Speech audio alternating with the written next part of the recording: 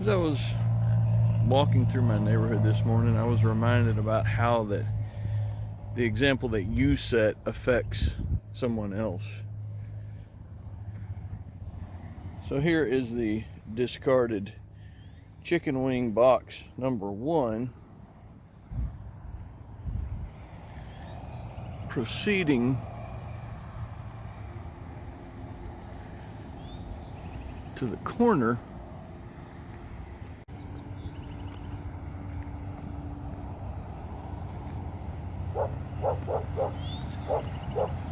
the other occupant of the vehicle decided to make the same decision. See, even the dog's not happy. What you do affects your friends and the people riding in the car with you.